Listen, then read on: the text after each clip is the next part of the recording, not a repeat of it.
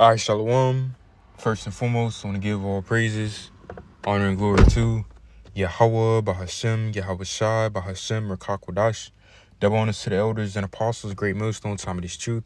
Peace, blessings, and salutations to the hopeful elect. Shalom, my Lord willing, this lesson is edifying. Now, this should be a quick lesson. Now, this is going into, the tokenization, the blockchain technology, the digital currency, cashless society, This is the atmosphere that we in, because as we see this war and all these things escalate, and more countries get involved, more names get pulled. All right, we still have to understand that this digital system got to come first before the destruction. All right, we still understand that this micro CHIP got to be implemented before the destruction, man. All right. Yeah, we know the war ramping up, the escalations and the sanctions, and Turkey, Israel, Iran, America, the Gulf states, the EU, all right, Russia, China, Pakistan, and, we understand these things, and the Lord causing attention over there in the Middle East. All right, the Lord turning America's allies against America.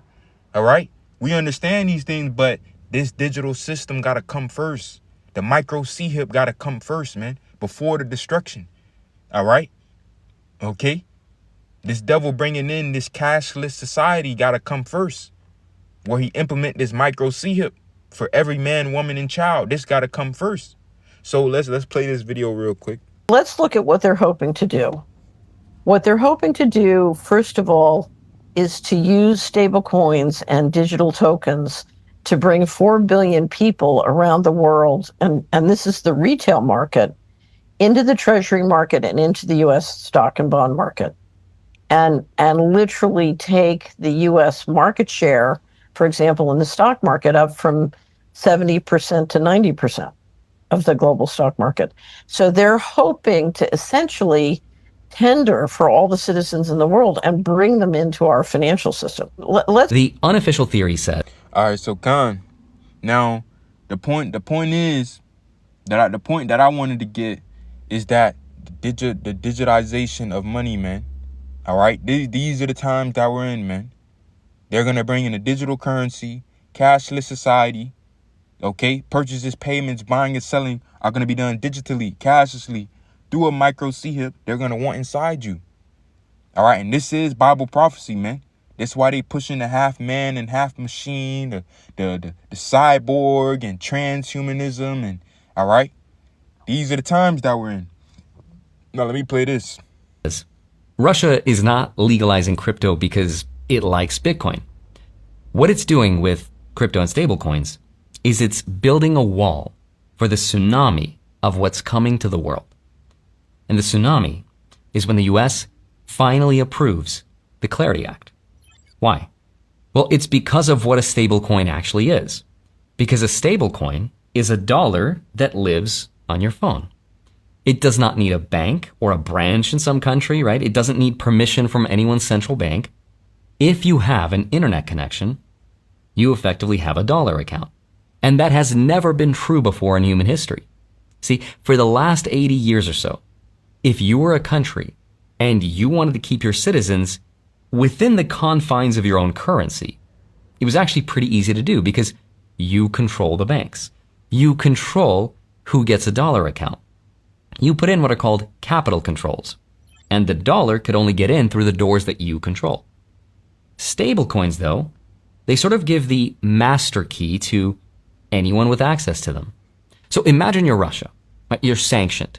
Another country says you can't trade with others, and if you try, you can't get paid.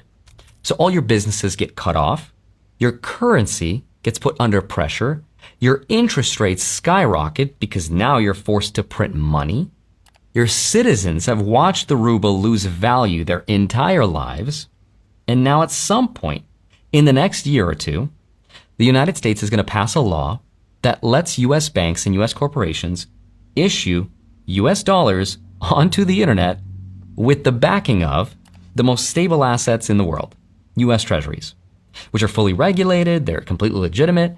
Anyone in the world with a smartphone can hold those, including every single person in Russia.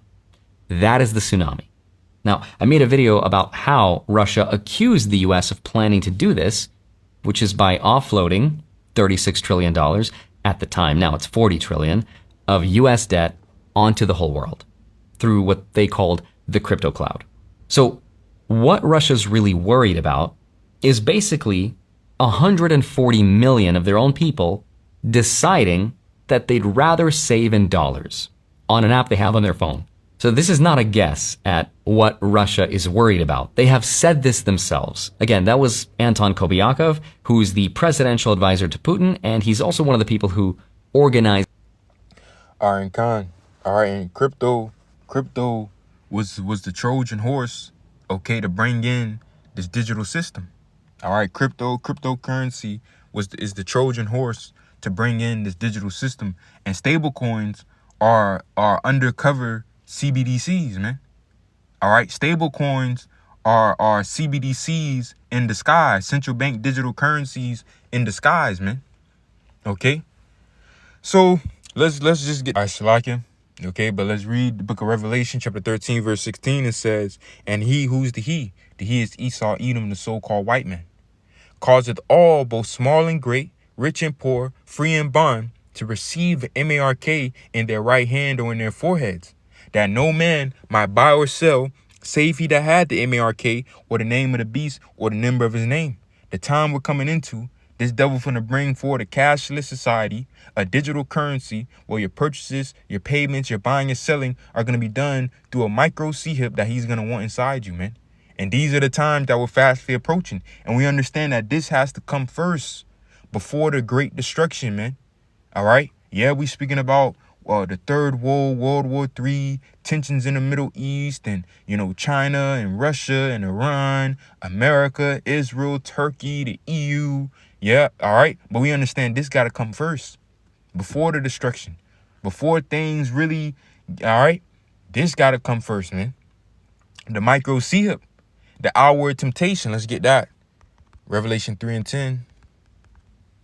This is the book of Revelation, chapter 3, verse 10. It says, "Because thou hast kept the word of my patience, I also will keep thee from the hour of temptation, which shall come upon all the world to try them that dwell upon the earth," man. All right.